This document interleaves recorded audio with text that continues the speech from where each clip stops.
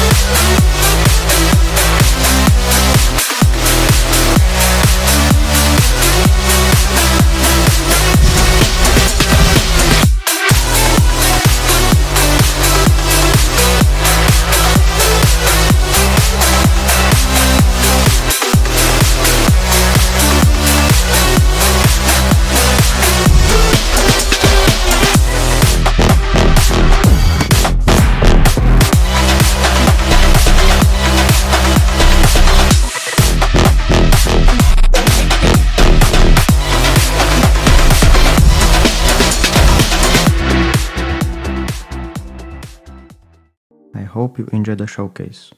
As you might have noticed, there were no creakings used in it. Well, building and working with creakings is hard.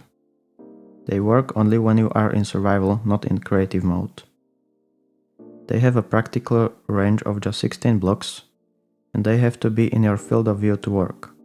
But then I found about Squibble and their teleportation device, that can teleport you from anywhere in the world, even other dimensions, by just looking at an exact angle in the sky.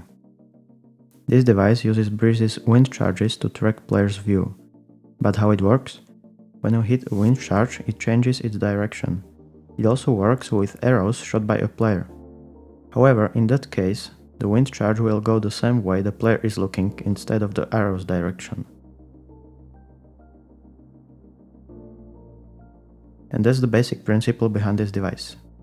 It also uses an iron golem, so the breeze has something to shoot at, and a few pistons to position the wind charge to a precise location. And in the middle of this chamber is a perfectly timed piston with a slime block that bounces the arrow to touch those wind charges. Then I designed this trackpad, as I like to call it, to track where the wind charges fly. It uses observers that detect when those tripwires in front of them are activated, and then they send a redstone signal. The trackpad can probably be made using target blocks, but when I was building this, I felt like this was simpler than using targets. Below this main trackpad are 3 other that are used for the block selector. In my first block blast, I used bidirectional shift registers for movement of pieces. However, because now it uses eye tracking to move pieces, this option becomes useless. The reason is that the shift registers take a direction as an input, while the eye tracker gives a direct position on the game screen as an output. Instead, I built this shifting device that takes an input and shifts it a variable amount of positions in one direction depending on the output of the eye tracker. Because of that, every single piece originates in the bottom right-hand corner of the screen, and from there it moves depending on the player head direction. At the back is a RAM which stores current pieces, and behind that is a ROM, read-only memory, where are all 37 different pieces stored. The ROM is directly connected to a random piece generator, which is not random at all. It has a redstone signal going in a circle, which at any time points to one of the 37 pieces, and when a player places a piece, it reads the current one it is pointing at. Because of that, the only random thing here is the player, not the game. And it is impossible to time it right to get the piece you want, because when playing, I recommend setting the game speed to 200 ticks per second or higher to make it playable. And at that speed, you just can't time it right. Then, at the side and the bottom are those shifting devices I already talked about. But why there are 2 at the bottom and 2 at the side? Well, the main display uses a matrix decoder to show a piece at the screen. Matrix decoder takes 2 coordinates, and where they intersect, that's where it displays a pixel. However, one matrix decoder can only display shapes like squares, rectangles, lines and some more. It can display more advanced shapes like this L shape or this T shape. For this reason, there are 2 of those shifters on each side, and the screen uses 2 matrix decoders instead of 1. Because of that, some of the pieces are actually composed of 2 shapes.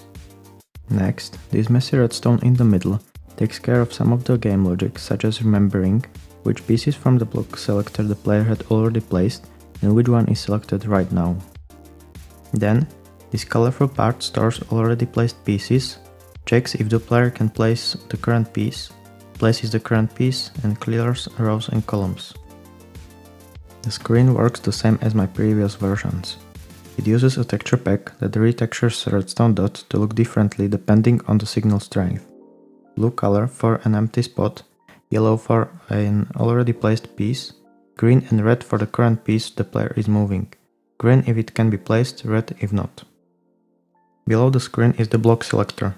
It can show up to 3 pieces, and when all 3 are placed, 3 new appear. And at the top is a score counter. This is not my design, the design is taken from a YouTube channel Mazuma Games. The player gets 1 point for each piece placed and 10 points for each row or column cleared. Almost everything is controlled just by looking at it. Placing pieces and choosing them is controlled by right-clicking with a helmet in the player's hand and on their head. Calibrated sculk sensor picks up this sound and sends a redstone signal to do its thing. I also added a resetting function. When you look up and press right click, it resets the screen and the score counter. In a normal 20 ticks per second it is almost unplayable, so I recommend setting the speed to at least 200 TPS. The game is not perfect. You can see some glitches when I move the pieces too fast or in diagonals, but even then it is very playable. And that's everything I wanted to show you today. Don't forget to like, subscribe or leave a comment if you want. It helps me make more content like this. Anyways, see you soon and bye.